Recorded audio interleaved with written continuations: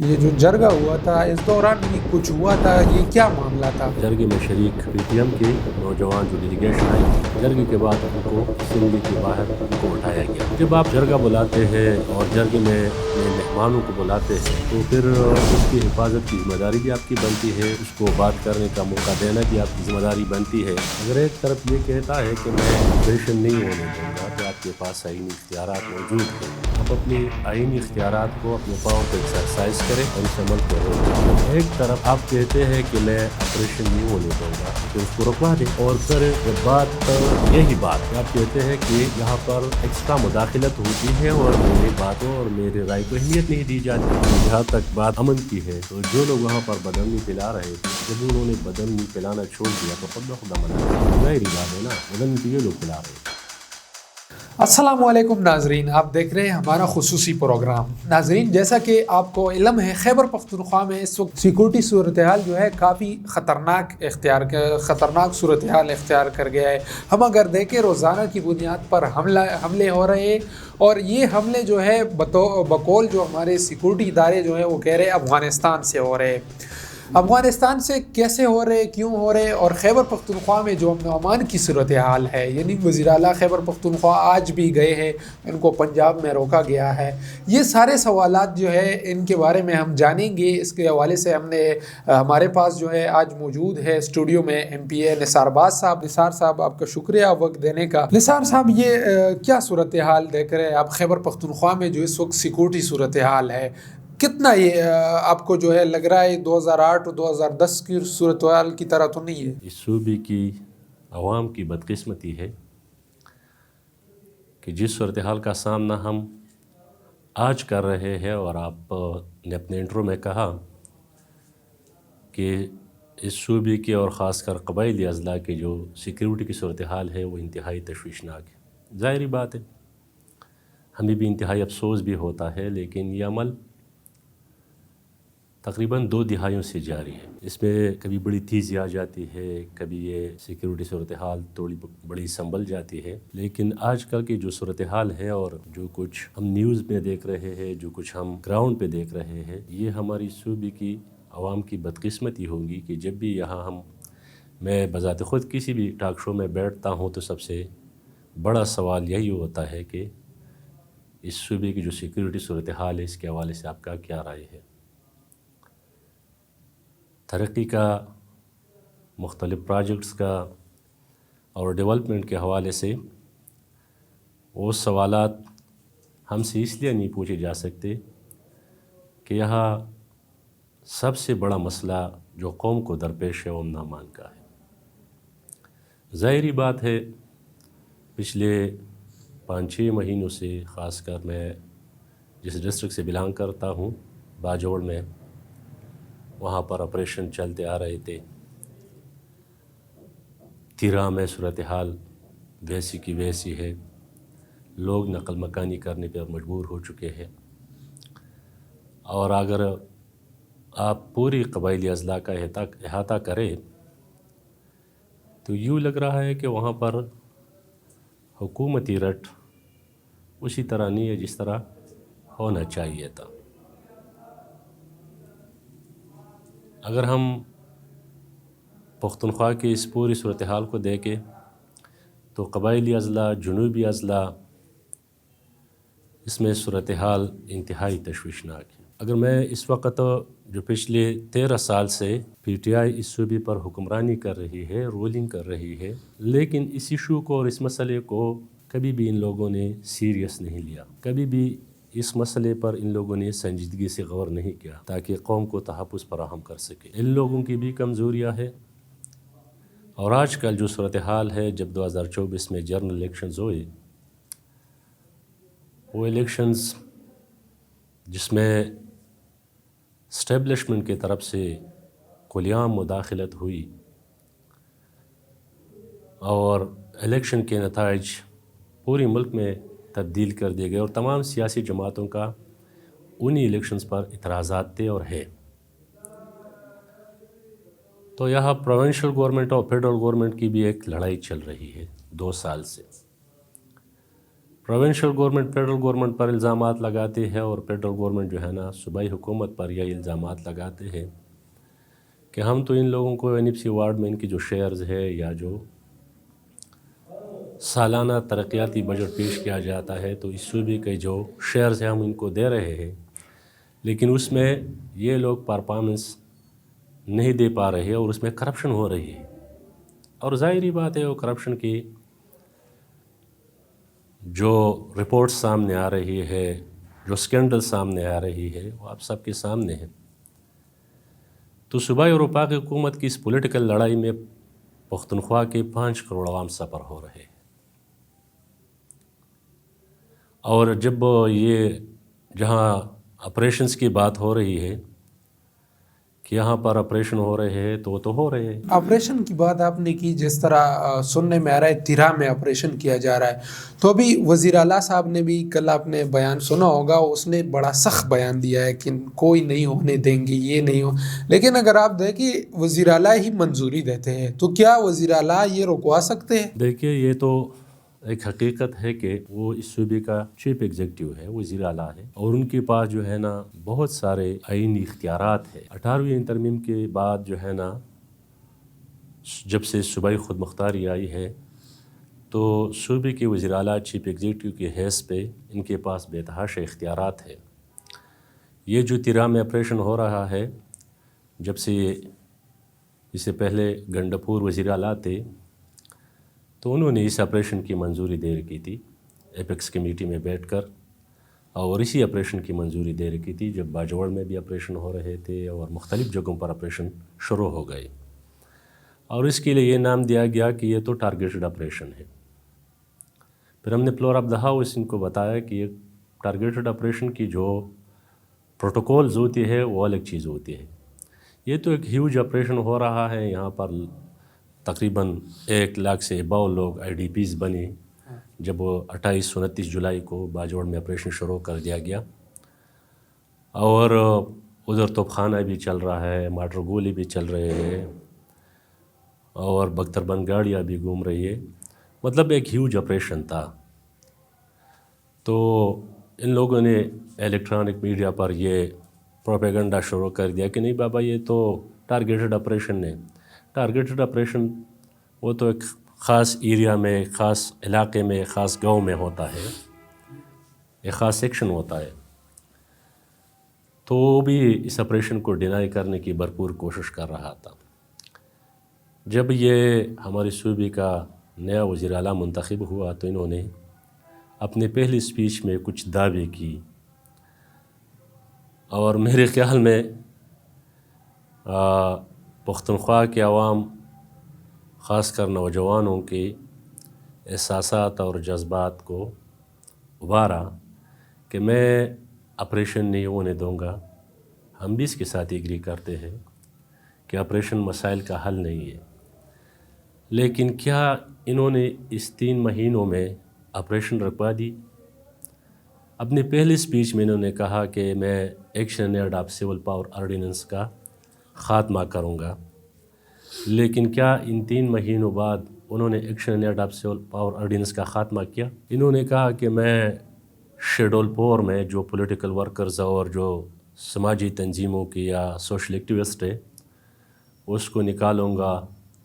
کیا وہ شیڈول 4 میں جو لوگ ڈالے گئے اس کو نکال دیا گیا؟ اس کے علاوہ انہوں نے بہت سارے وعدے کی قوم کے ساتھ اس دن، لیکن 3 مہینے بعد بھی صورتحال وہی کا وہی ہے۔ اگر ایک طرف یہ کہتا ہے کہ میں آپریشن نہیں ہونے دوں گا تو آپ کے پاس آئینی اختیارات موجود ہیں، آپ اپنے آئینی اختیارات کو، اپنے پاور کو ایکسرسائز کریں اور اس عمل کو روکیں۔ اگر آپ کہتے ہیں کہ اس پر ہمارا بس نہیں چلتا اور آپ روز یہ کہتے ہیں کہ بند کمروں کے فیصلے مجھے منظور نہیں، تو پھر آپ وزیر اعلیٰ کے منصب پر کیوں بیٹھے ہوئے ہو؟ آپ کے پاس تو بہت سارے اختیارات ہیں۔ اس صوبے کی جتنی بھی مشینری ہے، جتنی بھی بیوروکریسی ہے، جتنی بھی پولیس ہے، جتنی بھی ڈپارٹمنٹ ہے، وہ آپ کے انڈر کام کر رہے ہیں۔ جب ایک طرف آپ کہتے ہیں کہ میں آپریشن نہیں ہونے دوں گا تو پھر اس کو رکوا دیں، اور پھر جب بات یہی بات کہ آپ کہتے ہیں کہ یہاں پر ایکسٹرا مداخلت ہوتی ہے اور میری بات کو اور میری رائے کو اہمیت نہیں دی جاتی. تو دوسری طرف چیف منسٹر ہونے کے ناطے اس صوبے کے عوام کا جو فنڈز ہے تو وہ فنڈز پھر آپ کی کہنے پر خرچ ہوتا ہے. آپ چیف سیکرٹری کے ذریعے، ڈی سیز کے ذریعے، کمشنر کے ذریعے اپنے من پسند لوگوں کو فنڈز دے دیتے ہیں، غیر منتخب لوگوں کو، اور ان کے ذریعے آپ اپنے فنڈز خرچ کرتے ہیں.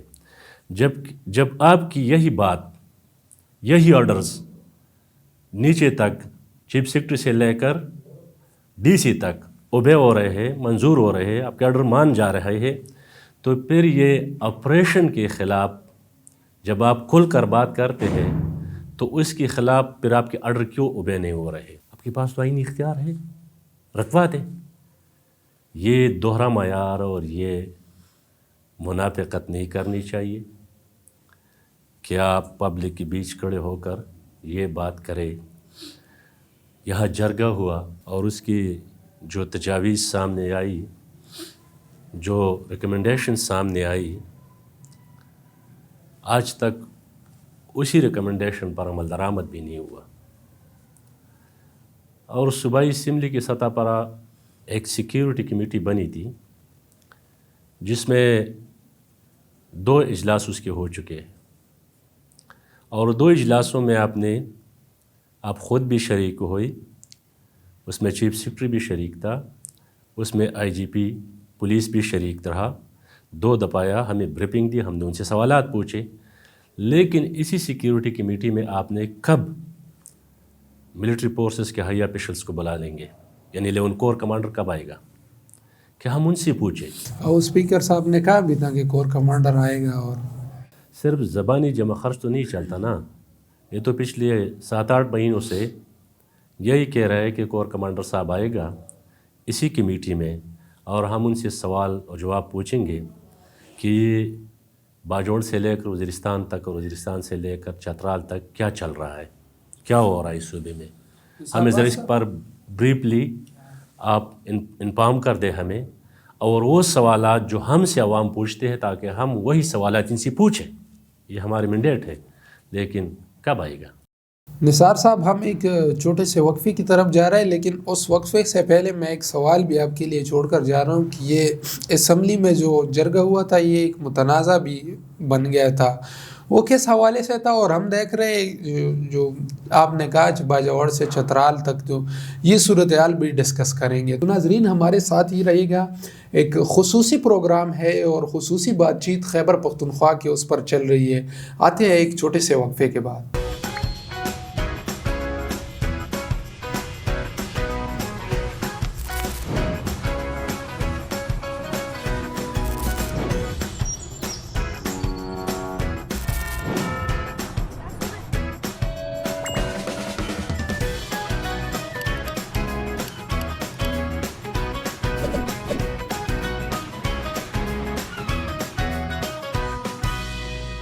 خوش آمدید ناظرین. جیسا کہ ہم نے کہا تھا کہ بریک جانے سے پہلے ہم نے ایک سوال بھی نثار باز صاحب کے لیے چھوڑا تھا. نثار صاحب، یہ اسمبلی میں یہ جو جرگہ ہوا تھا اس دوران بھی کچھ ہوا تھا، یہ کیا معاملہ تھا؟ جس دن جرگہ ہو رہا تھا تو چونکہ صوبائی حکومت نے یہ جرگہ بلایا تھا اور تمام سیاسی جماعتوں کو اس میں دعوت دی گئی تھی، تمام سیاسی جماعتوں کے اکابرین کو دعوت دی گئی تھی، ساتھ ہی ساتھ جتنے بھی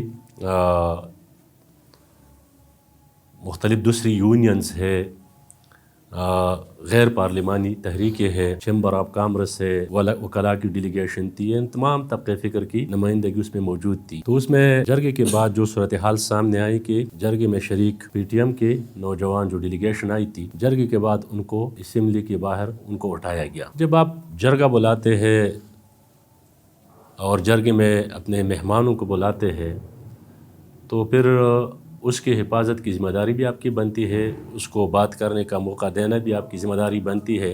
صوبائی حکومت کی ذمہ داری ہے، وزیر اعلیٰ صاحب کی ذمہ داری ہے، بنتی ہے کہ وہ اپنے جو مہمان انہوں نے بلائے تھے اس کو ڈھونڈ بھی لے، اپنی پولیس کے ذریعے ہو، اپنے اداروں کے ذریعے ہو، اور باعزت طریقے سے اس کو اپنے گھر بھی بھیج دیا جائے۔ اچھا نثار صاحب، یہ خصوصاً یہ سیکورٹی کی بات اب ہم کریں گے تو خواہ مخواہ یہ ذکر آئے گا کہ پاکستان اور افغانستان کے درمیان جو ابھی تنازع، یعنی جو ٹینشن چل رہی ہے TTP کے درمیان یا جو ہے، اس حوالے سے آپ کیا کہہ رہے ہیں؟ ضم اضلاع اور افغانستان کے لوگ ایک دوسرے کے ساتھ جڑے ہیں، ابھی بارڈر بھی بند ہیں تقریباً، اور یہاں سے جو ہے یہ افغان کڈوال جو ہے، یعنی جو واپس جا رہے ہیں، ان کو بھی خاصے مشکلات ہیں۔ آپ کیا کہتے ہیں، یہ بارڈر بندش کی وجہ سے اور ہمارے جو آپس میں تنازعات ہیں، اس سے ضم اضلاع کتنے متاثر ہو رہے ہیں؟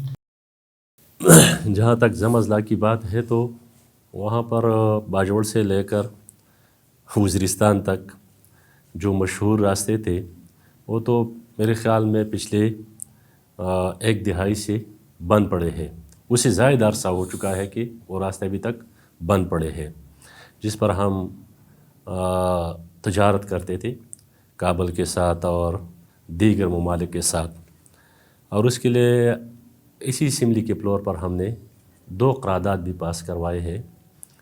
اب جو یہ نیا ٹینشن بنا ہے ڈیورن لائن پر افغانستان کی موجودہ حکومت اور پاکستان کے درمیان، تو اسے دونوں سائڈ کے عوام سفر ہو رہے ہیں۔ حقیقت تو یہ ہے کہ افغانستان میں بیٹھے لوگ جو حکمران ہیں اس کو لانے میں ہماری ہی ملکی ملٹری اسٹیبلشمنٹ نے اپنا کردار ادا کیا تھا۔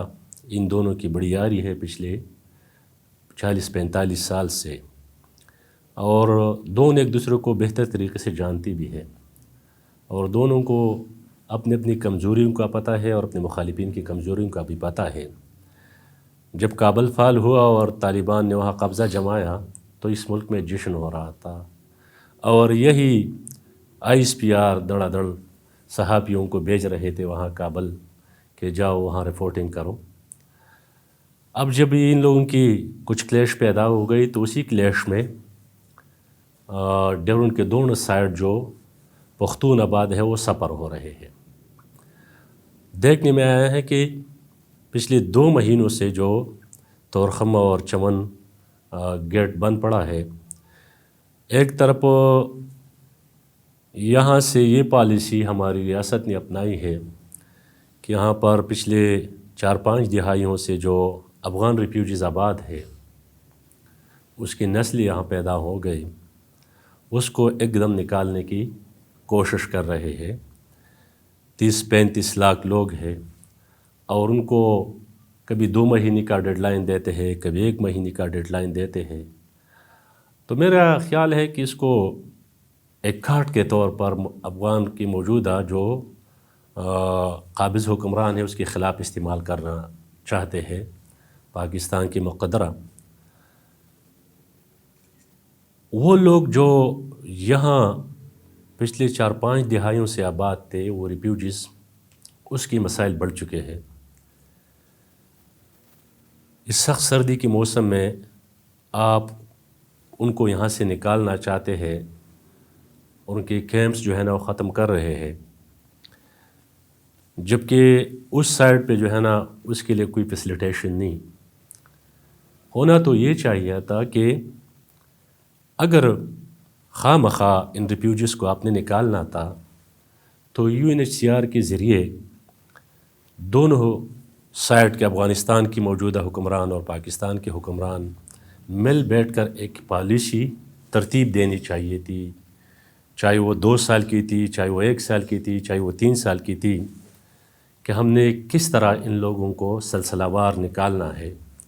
کیونکہ ان لوگوں کے یہاں جس طرح میں نے ذکر کیا 4-5 دہائیاں گزارے ہیں، تو ان لوگوں کا یہاں روزگار ہے، ان کے گھر ہے، کاروبار ہے، پراپرٹیز ہے، ان کے بچے یہاں تعلیمی اداروں میں پڑھ رہے ہیں، تو کس طرح اپنے تعلیم اداروں سے نکلیں گے، اپنے پراپرٹیز کو اور اپنے کاروبار کو کس طرح ایک دم چھوڑ سکتے ہیں۔ ان کو اتنا موقع تو دینا چاہیے تھا کہ وہ اپنے کاروبار اور ان چیزوں کو جو ہے نا ٹیکل کرتے، ان کو فروخت کرتے، اور ٹائم زیادہ ہونا چاہیے تھا۔ لیکن بدقسمتی سے، اور دوسری بات یہ جو تجارتی راستے بند پڑے ہیں، ان تجارتی راستوں کی بندش کی وجہ سے دونوں سائڈ کی عوام کی جو کاروباری طبقہ ہے وہ سفر ہو رہا ہے. آپ پختونخوا چیمبر آف کامرس میں جائیے، جس کو سرحد چیمبر آف کامرس کہتے ہیں، تو آپ کو پتہ چلے گا کہ لوگوں کے اربوں روپے ڈوب گئی. پشاور جو تاریخی طور پر مطلب ہزاروں سالوں سے کاروبار کا ایک ہب رہا ہے، اور یہ راستے جو جس کی ہم بات کر رہے ہیں یہ سنٹرل ایشیا یعنی ساؤتھ ایشیا کی جو ہے نا گیٹ وے ہے. جب اس گیٹ وے کو آپ بند کریں گے تو باجوڑ سے لے کر وزیرستان تک اور پشاور سے لے کر بنو تک ان تمام سٹیز میں، ان تمام اضلاع میں لوگوں کا روزگار ختم ہونے جا رہا ہے. جب آپ لوگوں سے روزگار چھینیں گے، دوسری طرف آپ کی صوبے میں بدامنی ہو، اور آپ کی صوبے میں بدامنی کی وجہ سے جو آپ کے سرمایہ دار تھے وہ پہلے سے جا چکے ہیں پنجاب میں، اپنے سرمایہ جو ہے نا وہاں انویسٹ کر چکے ہیں. یہاں جو کارخانے تھے، چھوٹے بڑے کارخانے، 3,500 کارخانے لگ بھگ یہاں بند پڑے ہیں، اور وہ لوگوں نے وہی سرمایہ یہاں سے اٹھایا اور فیصل آباد اور لاہور اور گجرات اور گجرانوالا میں اسی سرمایہ کو وہاں پہ لگایا، کیونکہ ان لوگوں کو یہاں انسیکیورٹی تھی، ان کو تھریٹس تھی. بدامنی کی وجہ سے وہ اپنے کاروبار کو ایکسٹینڈ نہیں کر پا رہے تھے، تو اس لیے ان لوگوں نے یہاں سے سرمایہ اٹھایا. اب جو بچا کچا یہاں کاروبار تھا، تو جب آپ افغانستان کے ساتھ تجارتی راستوں کو بند کریں گے تو وہ کاروبار بھی بند ہو جائے گا. تو نقصان کس کا ہوگا؟ عوام کا نقصان ہوگا، چاہے وہ قبائلی اضلاع کے عوام ہے، چاہے پوری پختونخوا کے عوام ہے، اس کا نقصان ہوگا. اس سائڈ پہ جو عوام ہے اس کا نقصان ہوگا. ایک وقت تھا 2014-15 میں کہ افغانستان کے ساتھ ہماری کاروبار کی جو حجم تھی وہ $6.5 ارب تک پہنچ چکی تھی، جب وہاں پر جمہوری حکومت تھی اور کسی حد تک وہاں بھی پولیٹیکل سٹیبلٹی ہوتی اور یہاں پر بھی پولیٹیکل سٹیبلٹی تھی.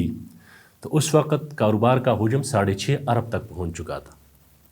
آج صورتحال آپ دیکھیں کہ وہی حجم اب $55 کروڑ تک پہنچ چکا ہے، یعنی گھٹ چکا ہے. تو یہ نقصان کس کا ہوا؟ یہ اس ملک کے پیدے میں گیا یہ بات کہ نقصان میں گیا. تو اس ملک کے جو مقتدرہ ہے یا جو پالیسی میکرز ہے وہ یہ نہیں سوچتے کہ آج جو افغان ریفیوجیز آپ زور زبردستی سے نکال رہے ہیں یہاں سے، تو اس کے جو اثرات آئیں گے. جب آپ کہتے ہیں کہ ہم نے اس کو 40 سال پالا پوسا اور اس کی خدمت کی، تو پھر آپ نے ان کو اتنی ارجنٹلی زور زبردستی سے نکالیں گے تو وہ اپنے ساتھ کیا میسج لے کے جائیں گے؟ 5-6 سال بعد اس کے جو اثرات سامنے آئیں گی وہ انتہائی نقصان دہ ہوگی، اس ریاست کے لیے بھی، یہاں کی حکومتوں کے لیے بھی.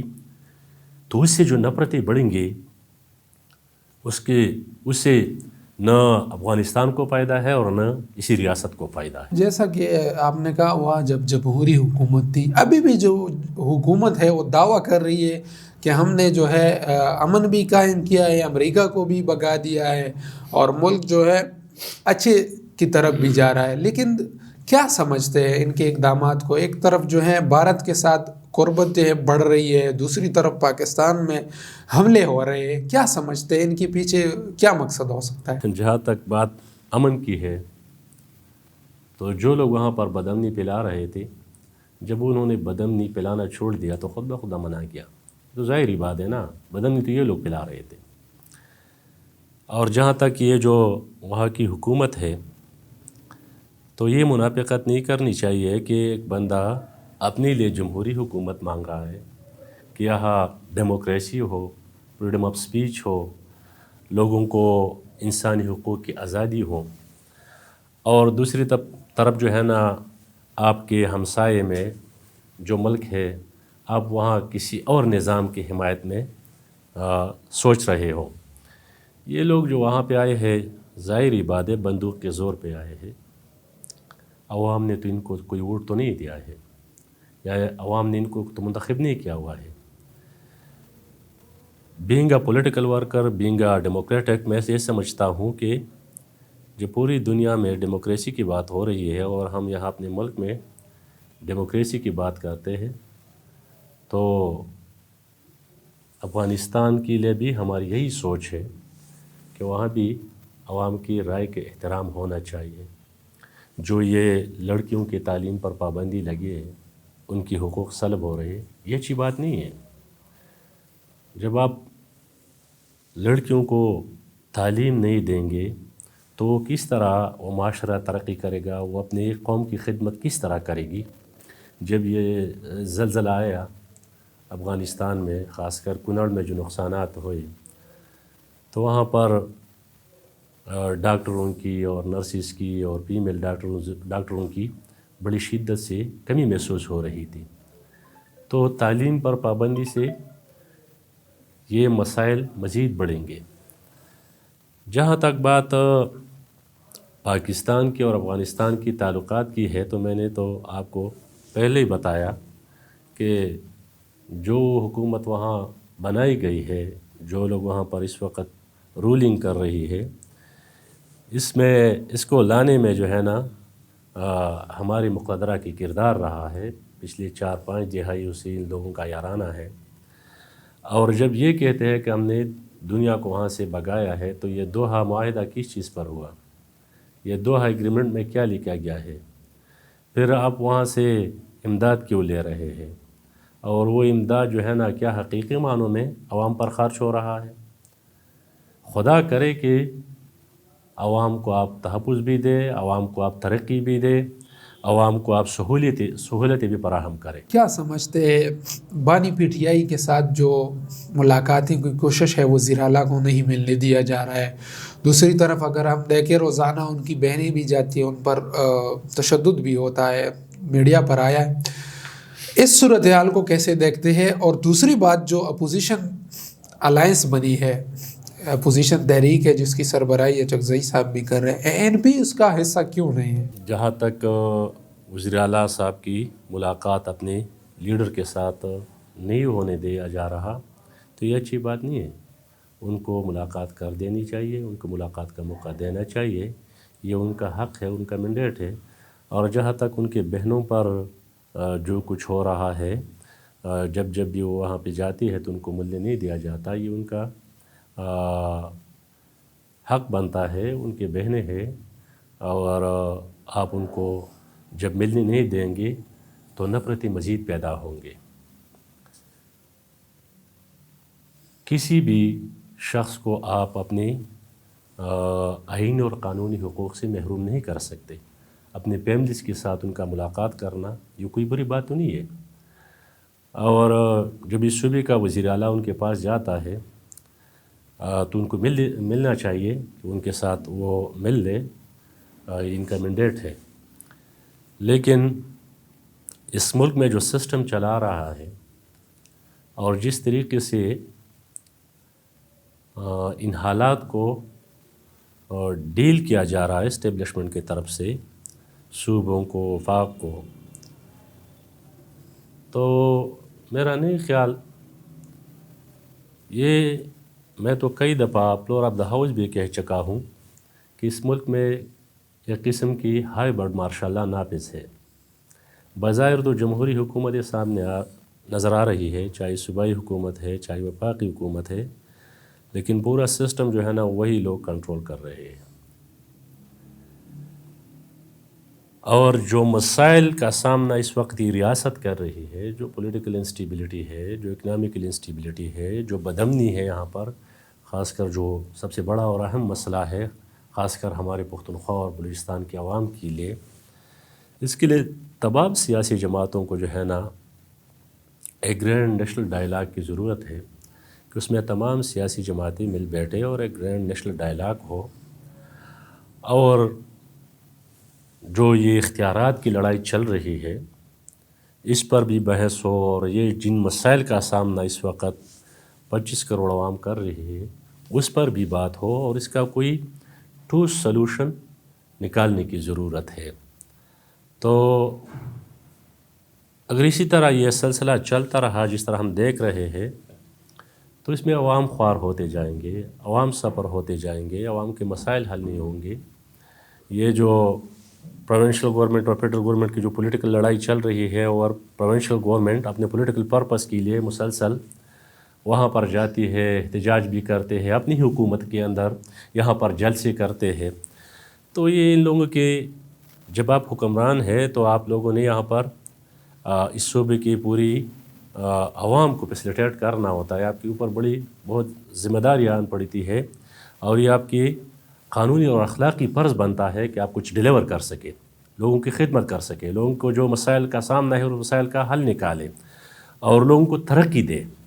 یہ نہیں ہو سکتا کہ آپ اپنی پولیٹیکل پرپس کے لیے ہر وقت جو ہے نا اپنی پروونشل گورنمنٹ کو استعمال کرے، یہاں کے جو فنڈز ہیں اس کو استعمال کرے. جس طرح نیوز سامنے آ رہی ہے کہ جو جلسوں پہ اخراجات ہو رہے ہیں، جو احتجاجوں پر اخراجات ہو رہے ہیں، جس طرح پچھلے سال ان لوگوں نے، علی امین گنڈپور نے یہاں سے جو 1122 ریسکیو کی گاڑیاں تھی یا دیگر گاڑیاں تھی سرکاری، وہ لے کے گئے اپنے احتجاج میں اور وہاں چھوڑ کر آئے. جب یہ فلڈ آیا، کلاؤڈ برسٹ ہوا بنیر میں، سوات میں، باجوڑ میں، تو اس وقت جو ریلیف دینا چاہیے تھا عوام کو، تو یہی ریسکیو ادارے اس کو ریلیف دے سکتے تھے. تو ہماری گاڑیاں، ہماری جو مشینری تھی، وہ ساری مشینری لوگوں نے ضائع کیا ہوا ہے اور پنجاب میں پڑا ہے.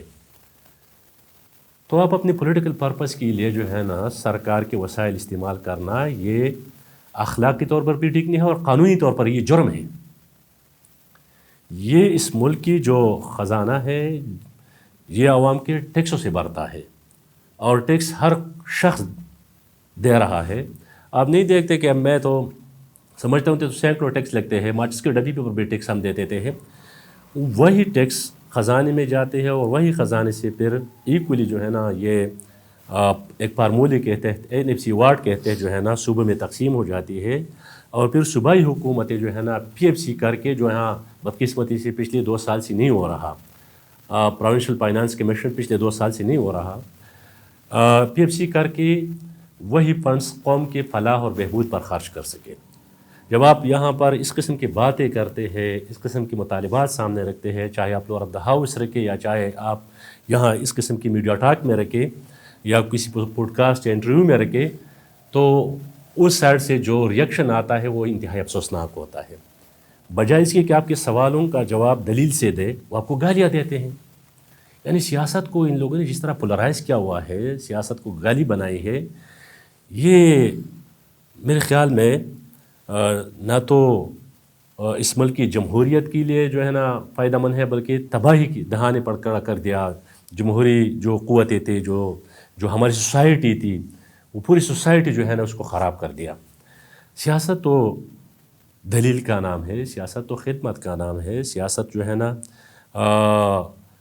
برداشت کا نام ہے. آپ نے بینگ اپوزیشن ممبر، جب ہم فلور آف دا ہاؤس کھڑے ہو جاتے ہیں اور قوم کے جو مسائل ہیں اس پر بات کرتے ہیں یا اپنے حلقے کے جو مسائل اس پر بات کرتے ہیں، تو ہونا تو یہ چاہیے تھا کہ وہاں سے اس سائڈ پر جو حکومتی بینچز ہے، وہاں پر جو لوگ رولنگ پارٹی ہے، وہ ہمیں اس کے جواب دے دیتے. یہ اسمبلیاں تو اسی لیے بنی ہے، یہ نظام تو اس لیے بنا ہے کہ سب کچھ جو ہے نا اکاؤنٹیبل ہوگا، جواب دہ ہوگا. تو وہ ہمیں جواب کی بجائے تانے دیتے ہیں اور اس قسم کی باتیں کرتے ہیں کہ انسان دنگ رہ جاتا ہے کہ بابا ہم نے تو سوال اٹھایا ہے، ہم نے تو آپ کو کوئی گالی تو نہیں دی ہے. مسئلے کا جو مسئلہ قوم کو درپیش ہے اس کو آپ کے سامنے رکھا ہے، آپ کی حکومت ہے، آپ کا فرض بنتا ہے کہ اس مسئلے کو آپ حل کریں. لیکن اس قسم کے سوالات اٹھانے کے بعد آپ لوگوں کو گالیاں پڑتی ہیں، تو یہ روش اب چھوڑنا چاہیے. شکریہ نثار صاحب، آپ نے یقیناً جو ہے اپنی آراء سے جو ہے آگاہ کر دیا. یقیناً ناظرین کے ذہن میں جو سوالات ہوں گے وہ کافی حد تک جو ہے ان کے جوابات آپ کو ملے ہوں گے. آپ بھی ہمارے ساتھ اس میں شامل ہو سکتے ہیں، اپنے کمنٹس کے ذریعے اپنے خیالات کر سکتے ہیں اور ہمیں آگاہ کریے. انشاءاللہ ہم کوشش کرتے رہیں گے اسی طرح جو ہے آپ کے ایک نیا مہمان آئے، اور ایک ایسا جو نثار باز صاحب آپ کا خصوصی شکریہ جو آپ آج آئے، اپنی مصروفیات سے وقت نکالا ہے. حالانکہ نثار باز صاحب سے میری بات ہوتی تھی، کم از کم ہمیں 2-3 ہفتے بعد وہ ٹائم دیا ہے، تو بہت شکریہ. اس میں ہم تو وہ کیا کہتے ہیں کہ ایک تو اپوزیشن کی ممبر ہے، پارٹی کی ایکٹیویٹیز بھی ہوتی ہے اور اپنے ضلع میں بھی جانا پڑتا ہے، مسلسل اپنے حلقے کی عوام کے جو مسائل ہے وہاں پر بھی جانا پڑتا ہے. لیکن پچھلی 5-6 مہینوں سے ہمارے تو بڑے ٹھپ گزرے. ہمارے ایک ساتھی کو جو ہمارے ڈسٹرکٹ انفارمیشن سیکرٹری ہے ان کو اٹھایا گیا تھا اور پھر اس پر مختلف قسم کے FIR ہو رہے تھے. تو اس سلسلے میں بھی میں مصروف تھا. مختلف اضلاع کے چکر ان کو بھی دی جا رہی تھی اور ہم اس کے پیچھے جا رہے ہوتے کہ ان کو عدالت سے قانونی طور پر جو ہے نا ریلیز کیا جا سکے. تو شکریہ نثار باز صاحب ایک بار پھر. ناظرین یہ ہمارا آج کا خصوصی پروگرام تھا. اس کے ساتھ ہی ہمیں بھی اجازت دیجیے گا. اللہ حافظ.